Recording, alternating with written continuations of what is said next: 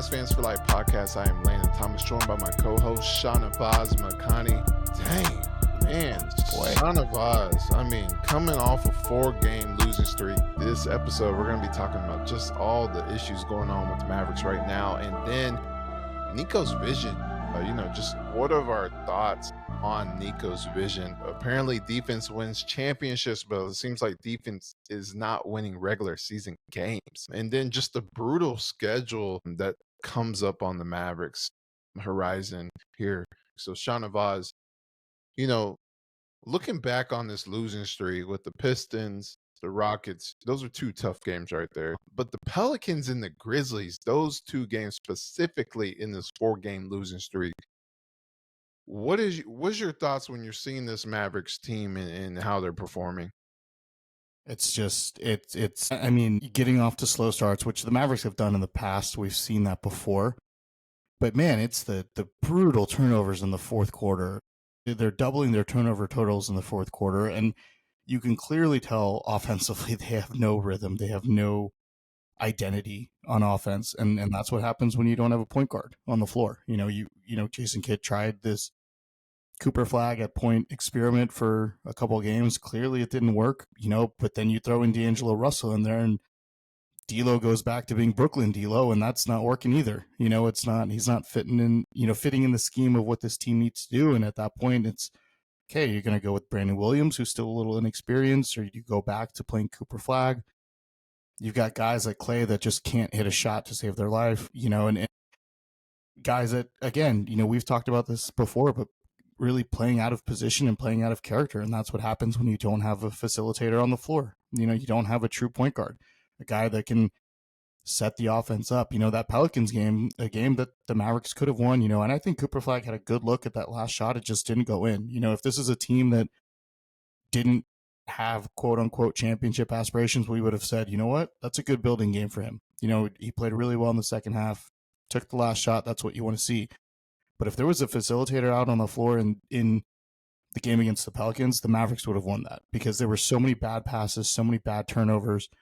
I think D'Lo played 4 minutes and Brandon Williams played 3 minutes in the fourth quarter, if I remember, and they were very early on. So you go back to the no point guard lineup at the end where everyone's just kind of standing around. It's now you don't have that heliocentric ball handler who can, even if you are standing around, but who can penetrate and kick it out. Now you're just hoping for everyone collapsing in the paint, because now you can't shoot the ball. So there's just no offensive identity. There's no real, viable, I guess, point guard. I mean, not that D'Lo's not viable, but no real starting level point guard, I guess, that can really direct the offense. And to be quite honest with you, I mean, the Mavericks should have only one win. Like they're an Aaron Nesmith, 3-pointer away from being 1-8, 1-7, 1-8. I mean, they got lucky in that Pacers game. So really, this is a lot worse than, you and I even thought. Though you and I, out of all media and podcasters and people out there, were really more on the optimistic side of things coming into the season, just preaching patience and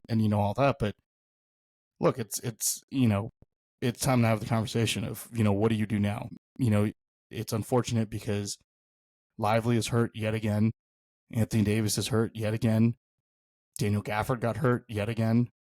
And now we talk about the depth of this team, but depth only goes so many ways when your 3 of your best players are out consistently, and you really don't have anybody on offense that can create, and nobody that can set their teammates up for success. That's what we're seeing. The Mavericks have the worst offensive rating in the NBA. Defense, actually, if you take out the San Antonio game, they're third in the entire NBA in defensive rating. So, what they wanted to accomplish defensively, they are. But they're last in the NBA in offensive rating, last in the NBA in three-point shooting, last in the NBA in, I believe, field goal percentage, last in the NBA in points per game. I mean, you name it. It's one of the worst offenses in the last 20 years based on all statistical measures. And defense may win championships, but offense is going to get you to the championship. If you can't go into games where you're down 35 and then hope to claw your way back out and into the fourth quarter. And that's what we've seen this losing streak, and the Mavericks are just digging themselves a hole that they're not going to be able to get out of with the schedule coming up. Yeah, it's brutal right now. And each game goes by, it's just it gets worse and worse. You feel it too. It's not just an eye test. It's also it's a feelings test. Like you feel, the excitement disappear just little by little each game. Because at the beginning of the season, there was a opportunity for not only the franchise but the fans, and that's very rare when you lose the fandom and you gain most, not all of it, sure, but most of it back with Cooper Flag and getting the number one pick. And then you not only see the fandom get excited, but you see the players get excited. Like there's a new page in the history of the Mavericks, and it just game by game, it feels like after 9 games that feeling disappeared, and that's what's so sad about this start because, like you mentioned, the injuries. That's been a tell of this version of the Mavericks is when they're healthy they're good, but when they're not healthy they're horrible. And that's what, there's no middle line with that either. And they were banking on having a two big lineup. They rarely have one big for each game, and that's pretty sad because you feel like that's a lot of your offense, especially Anthony Davis, and just with Lively and Gafford, that's a lot of easy points with what they do in the paint, but they haven't been able to do that this season, and because the offense, like you said, is a mess. It is historically bad, and it's not even just bad. It's like players are wondering where their shots are coming from. And it's 9 games into the season. And that's something that you work out in the first couple of games, or let alone preseason. And when you watch it, like you said, it's very stagnant. It's very like players standing around just waiting for somebody to just dribble, dribble, dribble, pass it, dribble, dribble, dribble, pass it. Like what's going on? Instead of free motion, Yeah. and that's the problem because like okay, yes, you had a guy that orchestrated all of your offense, but this season, it seems like you wanted AD to orchestrate the offense, being the Sabonis of the offense, and that went away. And now players don't know what to do. And yes, they know how to play. Obviously, they're so talented in their craft. They made it to this level, and they're at the level that they're at. But I'm talking about they don't know what to do in the offense, and that's the problem because that was a highlight of the offseason. This new offense that was getting implemented into this team, and if I'm Jay Triano, I'm like, what what am I? This is not my offense. And, Yeah. and they really need to sit down and lock in. I don't know, like Coach Carter style, because not only is the offense not clicking, like you said, the defense is doing good when you look at the whole season, the whole 9 games as a whole. There are some lapses and Yeah. it's pretty bad, but just like you said, because the problem is when they get down, then they start locking in, and it's really good defense. But that's the problem. They wait. They don't throw the first punch, and that's what you want to see with a team missing their stars. Hey, hey, we're missing our stars, so we're gonna punch this other team before they punch us. Yeah. And I think part of it is I mean, I would have to think part of it's psychological, right? Because you, as players, they're humans as well. You and I, we're talking about this before, but it's, the Mavericks are in the media, whether they like it or not, for numerous reasons, right? And when a trade is made like this, players are obviously going to be compared to each other, and how they start the season is going to be compared to each other. And that's exactly what's going on now. And you can't sit there and tell me that the Mavericks aren't hearing all of this noise about, oh, look, he's injured again. Oh, look, the offense is bad. And it's somebody on this team has got to take accountability and step up in the locker room. Kyrie is supposed to be that leader, yes, but he's injured. So it's got to be somebody who is in the locker room who can come out and be that vocal leader and say, guys, like everyone is talking crap. Like we gotta put this on our shoulders and show them that we can make this work, right? Like we are NBA players. We're not the worst team in basketball, because right now they are, statistically and record wise, they're the worst team in basketball, which I never thought I would say. This isn't the early 90s, where Dallas was just a dumpster fire. You've got the number 1 pick, you've got 3 number 1 picks on your team, you've got 3 future Hall of Famers on your team. Like, this shouldn't be this bad.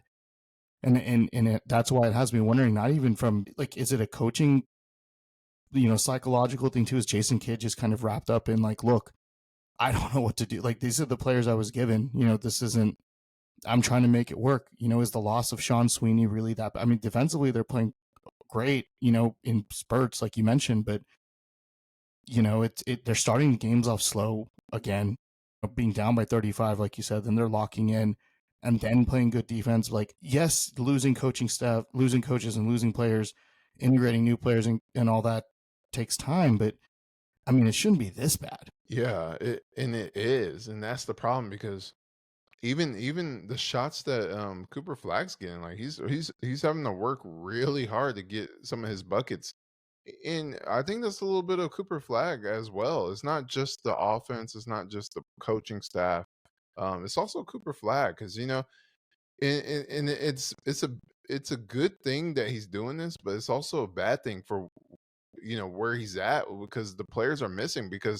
And what I mean by that is he's playing the right way, and that's what it is. Because if he went to the Wizards, or he went to one of these teams, at the bottom, he would be getting, you know, all these shot attempts every night, 20 shot attempts every night, and he would have that aggressive mindset where, hey, sometimes I can't play the right way. I have to get my shots up for us to be in the game. And I feel like the point guard experiment was an absolute disaster, and It did and not work. and it did not work at all. And then there's your real confidence, because you're focusing on different things. Like, being a point guard in the NBA is not an easy thing to do. Like, you have to read all. It's like a quarterback in And the that's not his NFL. game. That's That's not his not his game. It was game. never his game in college. He was playing with Tyrese Proctor. That's he was playing with a true point guard. Like, that's not his game, and that's the thing that concerns me as well with this. Is it's like, you have an opportunity here. You cannot mess this up. You cannot stunt his development. Not that, I mean, Cooper Flag doesn't seem like the type of guy that is going to let this affect him, right? Based on Mhm. everything we know about him and his work ethic. But I mean, you cannot mess with his development and his future and what that looks like as a player to craft his skill set that he's already got. Yes, adding in the ball handling and the vision, that's all going to come, but you cannot thrust that on him right away and expect it to be great and expect it to be your solution, right? Obviously, he's good at some things. He can learn how to do that, but you've got to have another solution for that while he struggles through those parts of his game that we know are weak. I feel like it comes in phases, right? Like, I think Kid was throwing too many things at him at Mm-hmm. once. Like, yeah, you're going to a team, like you mentioned, it's the best possible team you can go to when you look at the lottery teams. You going into a team where you don't have to do as much, right? And you still are in position to win at the same time. But that's not happening in reality. So now you got to pivot, where you have to decide, because you developing him, or are you trying to win? And it's hard to do both. Jason Kidd said it, and it really is hard to do both, because you want him to have mistakes, you want him to have errors, you want him to have 20 shot attempts a game, and just see what happens, and learn yourself, grow into being the number one option at the NBA level. And find your shots. Are you just are you going to be a guy who gets a lot of dunks, or are you going to be a mid-range guy? Are you going to develop into a three-point shooter? Those are things. Are you going to develop into a ball handler, passer? Like, you can't do all at once, especially when you're 18 and you're going against grown men. And So you can't learn that on a team that wants to win a championship, though, either. That's no, hard to do. but it's also a thin line too, because you also gotta take some shots that's just Sure, out yeah. of rhythm. Because when you look at what he's doing recently, and this is great for him. He's playing the right way. He's making the right read. So you really can't criticize, but at the same time, you are in a position where you have the green light to do that. Like, Hmm. you have the green light to take some of these shots. Like, in when you watch the game, like, there's a few times a game, there's like 4 or 5 times a game where he can take the shot, but he passes because he feels like there's a better shot. And I feel like when you have the historically bad offense to start the season, sometimes you gotta say, "Hey, I'm gonna take it on myself to be the guy because Anthony Davis and Kyrie are out. So I got to be that guy because PJ Washington is doing it. He had like 11 field goal attempts in the first quarter and everyone else had one or two. Like, that's why I'm trying to say, like, yeah, PJ got it going, but sometimes you also have to get it going too. Like, you can't just pass it to PJ. Yeah, and I agree. I think it's a fine line, right? It's to your point. If this was on the Wizards or the Hornets or something like that, he would be doing that, right? He'd be taking everything, right? But I think that's the problem. Is right now the Mavericks are worse than both of those teams. Yeah. The Mavericks lost to the Wizards. They play again tonight against the Wizards. Like, who's to say that they will? That's right now. This team should be in a position where Cooper Flag, should be taking all those shots and should be the one that's learning on the go, right? But when you were basically saying, okay, we're going to develop this first round pick, this number one overall pick, but then we also want to stay competitive, and that's fine. You and I we're in agreement on the two timeline thing. We thought, okay, you know what, makes sense. It's a learning opportunity for him, but also a chance for the Mavericks to still win. I just it's a lot worse than I thought. Every game is it's like another punch in the gut from the last one. The San Antonio game, we talked about and we said, okay, it's an aberration because it's Wemby and it's, Cooper Flag's first game and let's give it time and all that stuff. The Pacers game, it's like, okay, you barely won against a team missing 3 starters, and Anthony Davis played in that game, and then it's okay, well, now you lose to the Wizards. And it's just every game, it's like another trickle down where it's like everything keeps going wrong. And you're like, when are they just going to string together a good 2 quarters in a row, a quarter and a half in a row? That's the frustrating part. Yeah. And Jason Kidd did finally, I will say finally change the rotation. And that's not working either. And that's what's like you mentioned. I thought moving Russell into the starting lineup, yeah, he's streaky. He makes bad plays or he'll make great plays, back to back. But I think having a point guard in there still works for the Mavericks. But maybe he's the wrong one.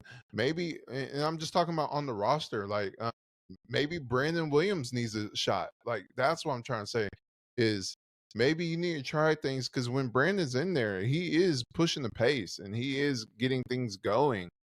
So maybe that is a chance to see what he does as a starting point guard to provide some stability in the lineup as someone who can create. Because right now, he has a few nice passes when someone's cutting to the basket. Russell does, but it looks like when Brandon Williams in the game, he can create. And that's the thing is Russell's looking more like a shooter. Yeah, he's streaky on and off, but Brandon Williams is more driving to the basket or trying to set up teammates or just fire the offense, get it going. And that's what maybe you need in the starting lineup because right now it's only PJ and then Cooper Flag will start getting it going late in the second or in the second half, and you need someone to start the game off like let's get this going. And maybe that can be Brandon Williams, but also I think that could be Cooper a little more. So I think Max Christie, I got to give there's one positive Yeah. outside of PJ is Max Christie because Yeah. Chris has Max been playing great. Christie has been playing outstanding, and that's what's so sad that it's lost in this, this horrible, disappointing start of the season because Max Christie has improved every single part of his game. Yeah, he looks great. Max Christie looks awesome. We looks like he's worked on his 3-point shot in the offseason. PJ as well. I think we've said it. He looks a lot more aggressive. He looks like he, filled out his frame a little bit more. He looks more confident in taking his shots, which I think is a big thing. The other concern with this is obviously it's out of their control, but it's just the injuries, man. you want to run this two big lineup, but you can't run it without bigs, and now all three of them are injured again, and it's, AD, he was was upgraded to doubtful for, against Memphis. We'll see. I don't think he'll play against Washington, but we'll see if he comes back. They're going to need him against Milwaukee because Giannis is on the tear. But man, Gafford rolling his ankle again. Derek Lively. It seems like we go through this every month with Derek Lively. It's another injury after another injury. Yeah. And it's concerning at this point. Yeah, and that's a perfect segue into Nico's vision. It's the two big lineup, and all their bigs are hurt. So it's like, and especially those bigs, like Gafford, he's been pretty stable in playing, but as of recently, he's been injured a lot, just like the two other guys, AD and Lively, like you mentioned, they are hurt all the time. And is it too soon to have that conversation about Lively? Because he's supposed to be him and Cooper Flag. They're supposed to be the duo to carry this franchise over when all the other guys get older. And now you're looking at it, you're like, well, is he going to be around when the other guys get older, just from the injuries that he's had? And it's year after year, and he's only been in the league a few years. And that's what's concerning, like you said. And now you're starting to think, okay, maybe we might need to pivot a little bit. And that's not saying move him, but I'm saying we might need to pivot on that vision, because when you look at it, what is the correct vision for this team? It seems so clear at the beginning of the season. There's two timelines, and they can coexist concurrently as they try to win. But now there's injuries and the horrible offense, and now you're looking at Lively hurt, who's supposed to be the future with Flag, and it's just like, there's a lot of decisions to be made here. Are we still in a win now environment? Or, I mean, obviously you have to wait until AD and Kyrie get back on the court, but it might be too late when they get back on the court. Like, you might have to pivot your environment. Is this the team that you're going to set up when Kyrie gets back? Or do we have to start looking around before it gets too late? Yeah. And yeah, it's to pivot, Nico's vision, I think, number one, I think part of it was ruined the second Kyrie went down, because the vision was going to be that Kyrie was going to be that, the lead guard and be the one to facilitate. And sure, you bring in another one because Kyrie can play off ball too, but Kyrie was going to facilitate the offense. And you've got AD and Gaff and Lively to anchor the defense. I think that was initially the vision, whether you agree with it or not. That's what ultimately it was. Kyrie gets hurt, out for the year potentially, right? At least 9 months. Then you get Cooper Flag. Then the question is, okay, now what do you do? Right? You're gifted this generational prospect, the number one pick in the draft. Now what? And you say, okay, we're going to go with the two timeline thing, which again, like it or not, that's what's happening. You and I, have agreed on it, how we felt about it. But then you come into the season and immediately Lively gets hurt. Immediately AD's hurt within a couple of games. Gafford came into the season hurt, and so that kind of blew up. Is Lively injury prone? Yeah, I think at this point you have to call him that, right? This is what, year 3, right? Year 3 in the league, and it's every month we go through this, right? Sure, some of them are freak accidents. The whole, what was it, against Denver last year, early in the year, when he got his leg rolled up on and missed like 8 weeks. That, there's some freak injuries, but then some of the stuff, it's like knee sprain, ankle sprain. Like, how many of these are we going to have where you're not rested? It's concerning, obviously. And I think at this point you have to call him injury prone. So then the question becomes, to your point, what do you do? Is it time to start thinking about pivoting from this whole idea not keep it too big? And the other thing to keep in mind then is, when you don't want to rush Kyrie back, right? So if Kyrie doesn't come back till January, give him time to get acclimated. If the way they keep playing right now, they're out of the playoff race at that point. Does Kyrie even want to be here at 33, 34 when he comes back from an ACL? Like, when he's got, 3-4 years left, does he want to be here for a team that's that many games below 500, assuming the Mavs are at that point, right? That's a question that they have to ask themselves based on the way they've started the season. How do you get better, right? Let's assume the Mavericks keep this up the way that they're going. You know, when Kyrie comes back, does he want to be here, right? Obviously there's the rumors now going around. You and I, we know how you and I feel about rumors, but all the stuff being said about Clay and Gaff, right, in the media today. Yeah, those are just rumors. I think had the season started off where, you know, there's some injuries happen, right? We know they do.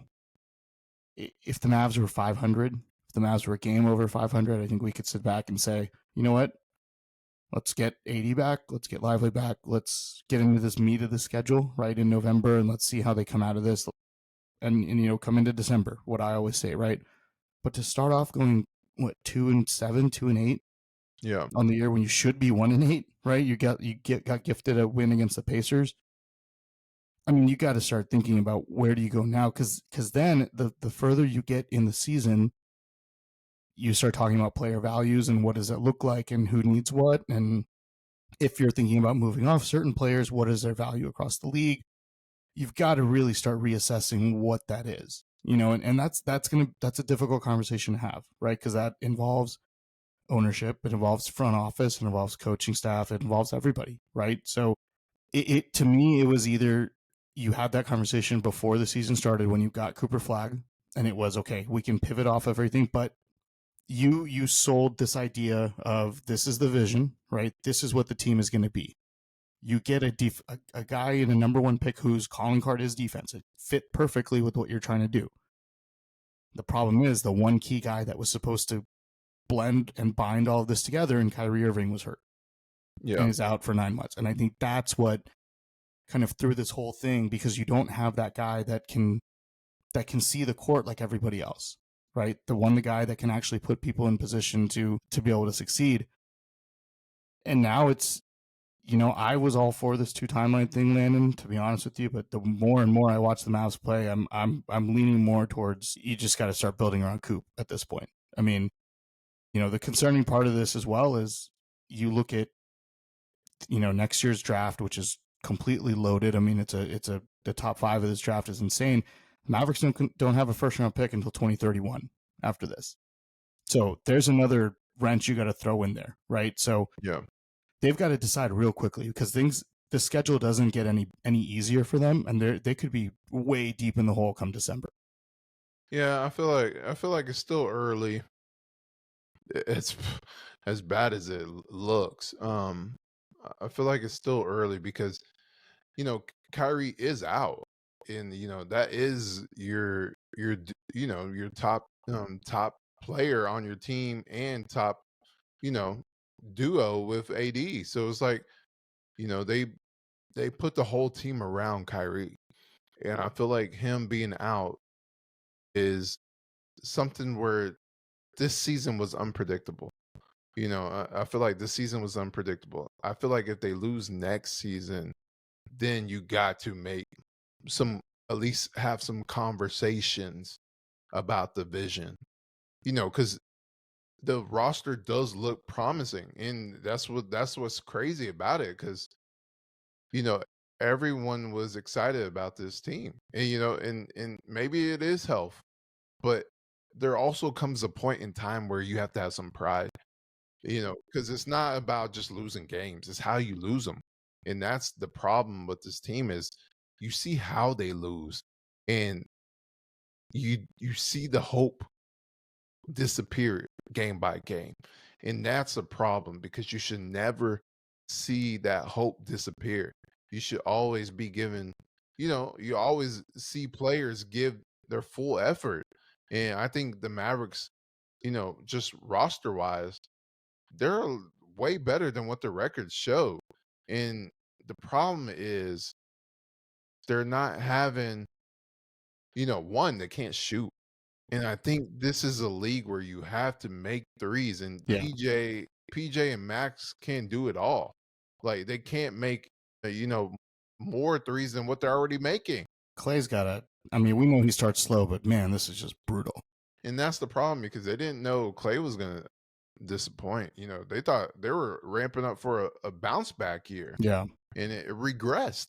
Well, You don't have somebody to set him up, right? We've talked about it. Clay is not a off the he's a catch and shoot guy, right? He's got to have somebody to set him up. So you've got to get somebody in there that can facilitate and get him the ball. But even the games now where he's playing now, the last couple games he's been playing more with a point guard. Yeah, He's still missing. Yeah, against the Pelicans, he did all right. But then you have the Grizzlies, and then he stopped making them. He stopped taking them against the Pelicans after he went on a streak there because he was coming off the bench. He had to show out. And then the Grizzlies, he did. I mean, what 0 points? It's like these are the type of things because they were not expecting it, but you weren't expecting Max to take this big of a jump too. So there's a flip side. And I feel like Max, see, that's what the problem is because now you're looking at the vision of Nico, and I don't think, yeah, he can say it, but I don't think Max was like a cornerstone for this young timeline. Like he was a good player. He's like a win now player, but he's young. He's 22. Yeah. Now you can see him fitting with Flag. Like you see those two, and hopefully Lively gets healthy. You have a little core there with Christie, Max. I mean Christie, Flag, and Lively, and then go get a top, a first round pick. But at the same time, you're looking at this roster and say, hey, but we're not even talking about next season or 5 seasons from now. We're trying to win now. But I feel like you can't do that, and that's too much pressure on Kyrie. Like Exactly. him coming back, you can't expect him to change everything because he has to get into a rhythm. It's going to take him like 10 games to just get in a rhythm. So I think that's why I said, yes, the pressure is high. Nico built it high, and that's on him with some of the comments that he made. He could have said, hey, we're in a transition period to see where we want to go, and I have a vision, but I have to put things in place to get to that vision. Hopefully, the fans will come around after I put things in place. But he was talking about defense wins championships, all these clickbait things, and so that's on him. But at the same time, like you said, Kyrie's injury kind of threw things off. Yeah, Cooper made it expedited some of those expectations and just having depth on this team. But I feel like this season, even though fans might not feel like it, I feel like this season is a learning season for Cooper, and then just see where we're at when Kyrie comes back. But I felt like with the roster that they had, they would be way better, but it's not showing. Yeah, I did too. And my one concern is how long can you wait? Like if you get to December and you've got, I mean, look at the schedule coming up. Like how many winnable games are actually on the schedule the rest of November. Yeah. I mean, you got the Wizards tonight. We thought it was winnable, but I mean, clearly not, since the Wizards' only win is against the Mavs last week. Then you've got the Grizzlies, who are, Giannis is balling out of his mind right now. Phoenix and the Clippers, okay, potentially winnable games. Portland's playing really well. Minnesota's got Anthony Edwards back. You've got the Knicks, Pelicans and Grizzlies again, Miami, and then you've got the Lakers and the Nuggets. So it's not an easy schedule by any means. You've got some really, really tough Western Conference matchups in there. Obviously, the Heat are always tough to play in Miami, the Bucks, the Knicks. This month is really going to determine, even before Thanksgiving, I think, these next 2 weeks are really going to determine where this team is. And I think you have to evaluate that because, to your point, even if Kyrie comes back and you're 10 games under 500, right? He's got to ramp up. You can't put all that pressure on him to say, go be our savior, right? Come in here and lead us to the promised land, because that's what we have to do in year one. That's the hard part, right?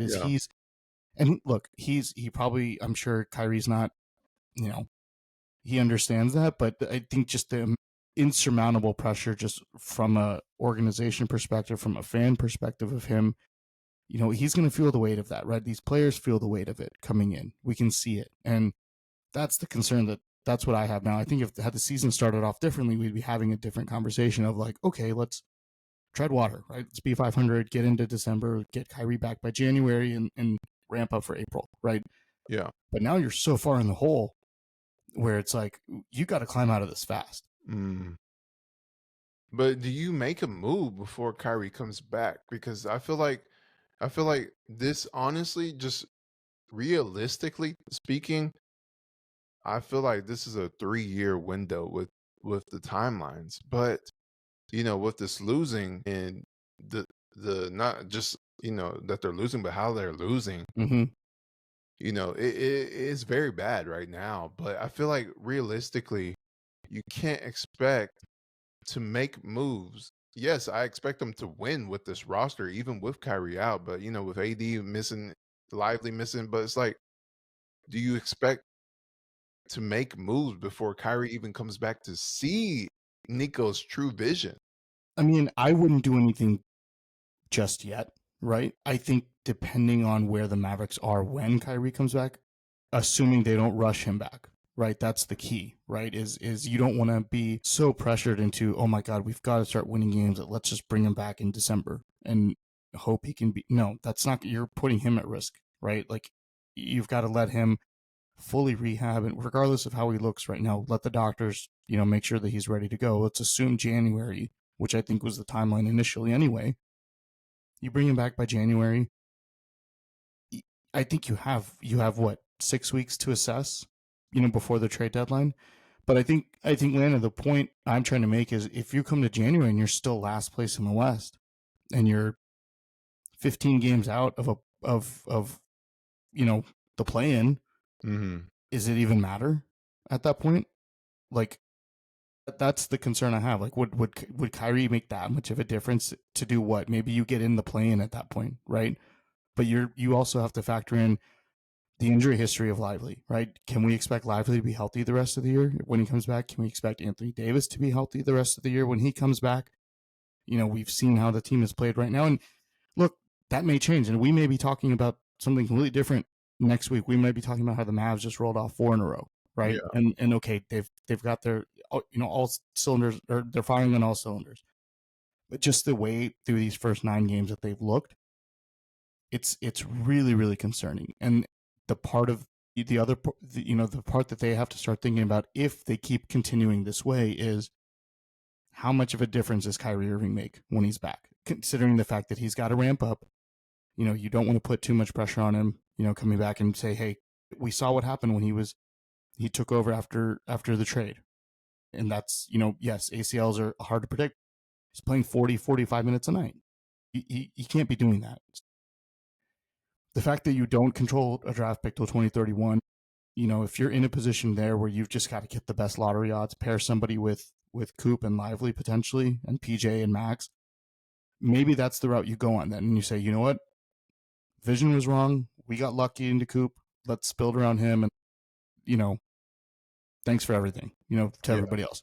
But again, uh, things may change in the next week or two, right? This is a very fluid league. We've seen it. We've seen it happen before. We've seen the Mavericks start slow before, and by December, January, they're back in the thick of it. So Yeah. I'm hoping that's what happens. But I'm just saying, based on these first 2-3 weeks of the season, it looks bad, and it's the body language, it's the way the team is playing, it's the lack of fight, it's the everything about it just seems just Yeah.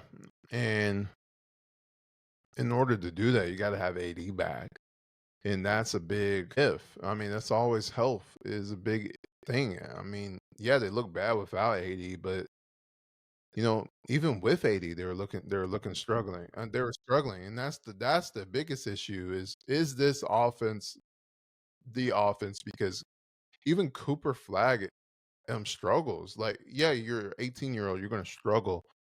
But I'm talking about struggling finding where he's gonna get shots. And that's the issue because a generational talent should not be struggling where he's gonna get shots. He might have a bad night shooting, but you shouldn't be struggling where you're gonna get shots because like you said, you gotta put him in a position to succeed. And he's not a connector. Like you're throwing him out there like Alex Caruso. Like he's not that type of player that you want him to be. He's not you don't want him to be Alex Caruso. no. The best quarter we saw Cooper Flag play was the fourth quarter against the Pelicans, where He he had the was ball. taking the ball. He had the ball. He's driving inside. He's getting layups. He's spinning around. That's his game, That's right? He's his not a game. spot up shooter. No, and that's what he's becoming right now is a spot up shooter, and then he'll go on a run when they're losing. And that's what I'm saying. Do it at the beginning of the game because they do it for PJ. but you gotta have multiple guys out there scoring. So you can't just have PJ doing all the work and Flag just passing the ball pass. It reminds me of Josh Giddey with the OKC Thunder. He was just passing, and like connecting the dots. But when he goes to the Bulls, like, dang, we had this.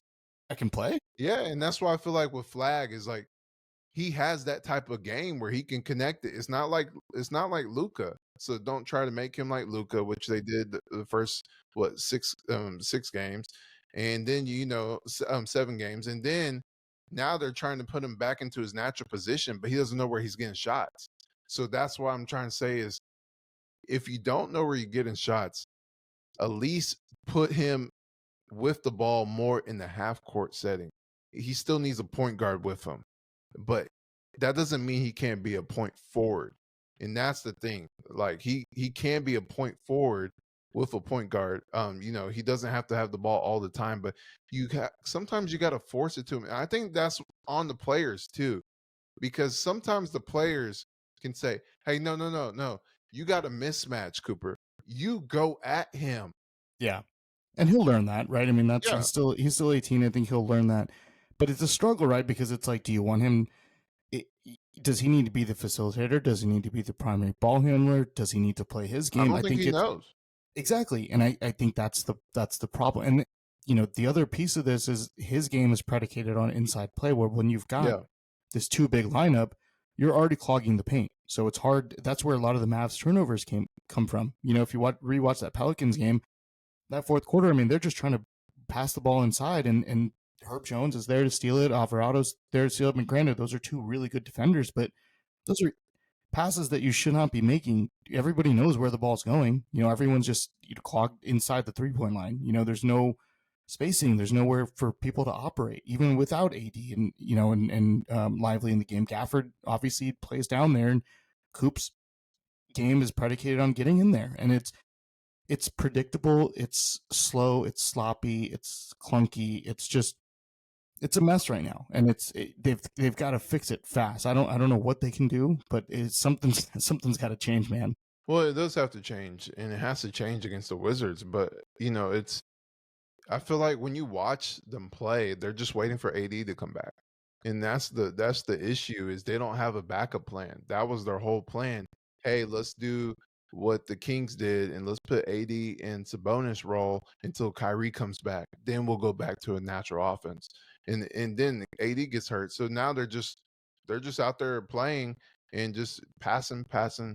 Let me do my turn, and that does not work. It's just it's very tough to watch too, and I feel like that's what they need to force it, and that's why I love the Dirk era so much because everyone knew when to get their shots because they knew, hey, Dirk's gonna get this, so I know when I'm gonna get my spots. Like even going all the way back to Josh Howard, like he was always the first quarter guy, and he would get like 12 points in the first quarter, then he would end up with 16 or 18.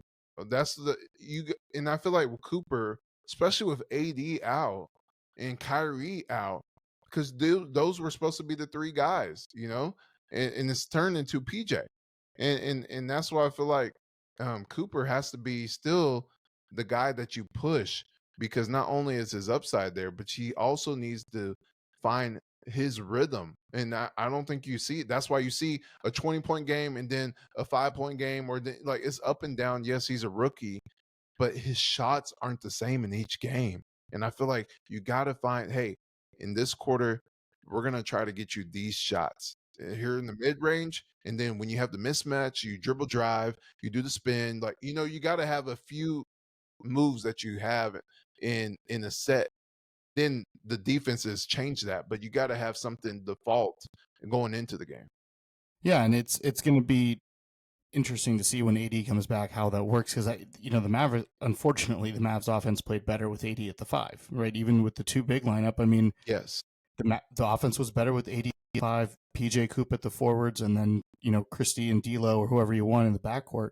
It was better. Why? Because AD at least is somewhat of a threat from mid range, right? He doesn't have to clog the paint. Sure, he can't shoot the correct. 3, but at least from the mid range, it gives Cooper a little bit more, you know, a little bit more area to operate, right, and play the game he wants to play. If he wants to go off the dribble drive or wants to backdoor cut, we saw some great plays, from that, or even off the pick and roll, right, when he's running pick and rolls with AD, or I think there was a player in the year he ran a pick and roll with D'Lo, and it just they covered D'Lo and Cooper went straight to the basket. I mean, that's the other part of this two big lineup where when you've got both those centers out, or you've got either Gaff or Lively out there in AD, you're clogging the paint for your rookie, and that's where again, Kyrie was supposed to be the reason was the vision. Cooper kind of threw a wrench into that because it's like, well, now do you keep that or do you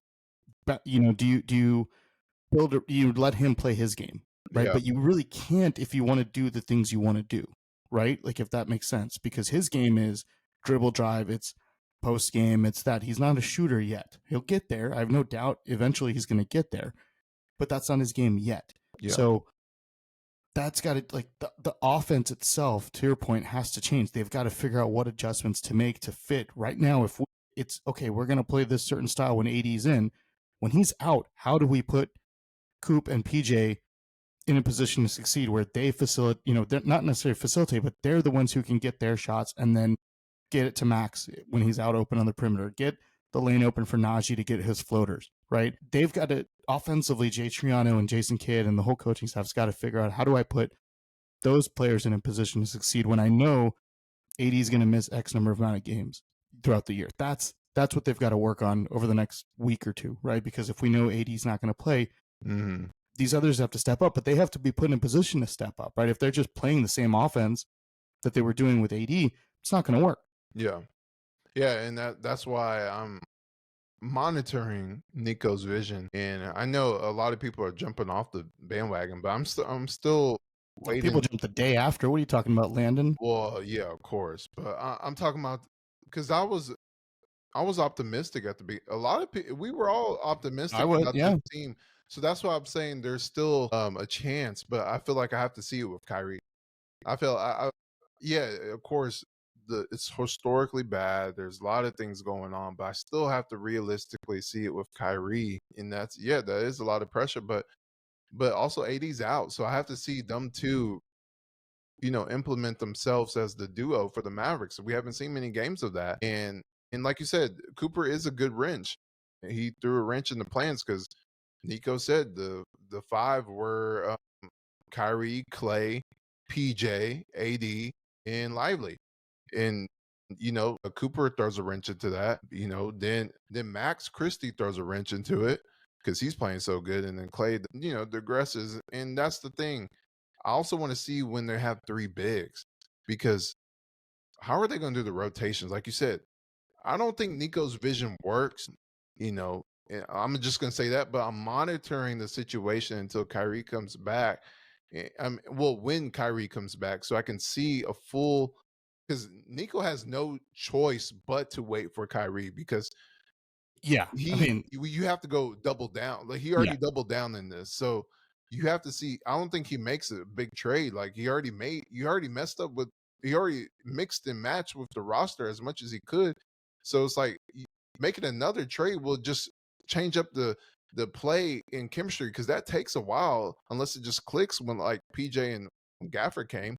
Yeah. It takes a while to get used to each other. So that's what I'm trying to say is I got to see it all work together. But I do agree with you that the Mavericks play best when they have one big. And that's the only reason why Nico's vision could work. And I'm talking about the two bigs, is if Lively was shooting threes. And he's not shooting threes. And he said he was going to do that. He was planning to do that. And then he's not even playing. Yeah. So him shooting threes, would change the offense dramatically, because, like you said, space. You need space. And when you have two bigs on the court, and then you have Cooper, and then you have PJ, like, yeah, PJ is shooting threes, but there's no space. A lot of those guys get their points in the paint. Yep. So and the rebounding hasn't been good either. So it's not like, it's not like, even if you're missing those threes that they're taking, they're not getting the offensive rebounds. And what does that do? That lets the other team push in transition. And when you've got three bigs out there. They're slower on defense and they can't get out. They can't get back. So it's just Yeah, a mess right now. I it's mean, a mess. this week is going to tell a lot because there's some tough games coming up. Yeah, It's going to be a very interesting next couple of weeks. yeah, it's gonna be brutal, and that's how bad it's gonna be. Is you're starting to wonder if they're gonna compete with the Wizards. Like that's not just thinking about the Bucks, the Suns, the Clippers, and the Trailblazers this week. The Wizards, their one win is against Dallas. Even the Blazers. The Blazers are very competitive. That defense, Playing with better under all of them. Thiago Splitter. Yes, and that's the problem. Is we'll see how they do against. Just you got to take it one game at a time. Is the Wizards is honestly a perfect bounce back game. Yes, they lost to them early in the season, but I think the locker room is at a point where they're fighting for themselves at this point. Like, hey, we got to have some pride. Like, if we're gonna lose, it better be a game winner. Like, we need to bust the other team up and show some heart. Like, it's at a point where you got to prove it to not prove it to the fans, not prove it to the organization, but you got to prove it to the name that's on the back of the jersey. Yeah, 100%. I mean, I think they know. Yeah, I mean, you would hope the players have a sense of pride, and I think they do, right? But they've got to put it on themselves to say, look, we got to go and we It's got to not show out. showing. Like the effort on the No, court. it's not at all. And I think again, I think a lot of it has to do with this team is constantly always in the media. They're constantly always in the news. They're always being talked about. And players are human beings. They hear it, right? They watch and read and listen to the same stuff that we do as people, as sports fans. So Yeah. I'm sure it gets to them, right? But they've got to put away. If they can just string together a couple wins here and there, that narrative's going to change, right? But it's just been so bad to start, which I don't think anybody predicted it would be this bad. As much as even if you hated the team now and were hoping for their downfall, I don't think you thought it was going to be this bad. Like I think that's what the problem is. So you've got to come out and you've got to show out. Can you play Milwaukee competitively, right? Can you show that yes, defensively we're good, but look, even offensively we're holding tight with them. Can you beat the Suns, the Clippers, the Wizards, teams that you should be able to beat? Like that's what we want to see over the next week. Like show out and say, look, we had a rough start to the year. First 10 games we were not good, but here we are. We're back. We're on a 4-1 win streak over the last five games. Like that's what you got to see. You got to see progress, right? If there's no progress and just regression, or if you're staying where you are, that's not good enough. Yeah, and you're right. And I guess we'll see. I mean, it's at a point where you got show me something. Like Seriously, show me God. something. Like, it's hard to really deep dive in it and give analysis on this team when it's all bad right now. You point out PJ and Max as the highlights and all of this, but it could get even worse. And that's the thing that we're talking about right now. So Shahnavaz, final word. What do you like? We already talked about the schedule, Nico's vision, and the losing on this team. So what do you is there something in particular that you're looking to see against the Wizards? And that's how bad it's been this season. Where we're Against the talking about Wizards, who would have thought?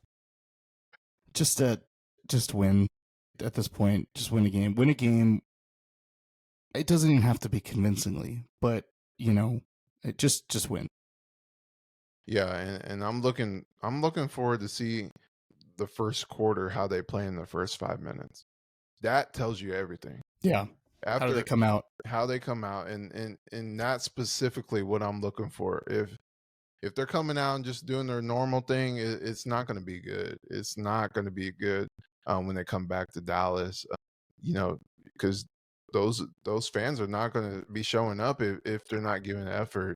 And they might be doing the chants all over again. So it's going to get even worse. Like and it's sad to say this, but the Wizards is a must win. Oh, 100%. It's a must win. All right. Well, we appreciate y'all tuning in. A lot of things going on with this team right now.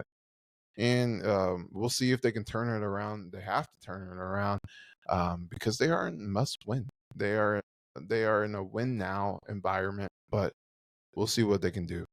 Shahnavaz, Till next time, we appreciate everyone tuning in. Make sure y'all follow us on social, and we appreciate y'all tuning in. Goodbye, everyone.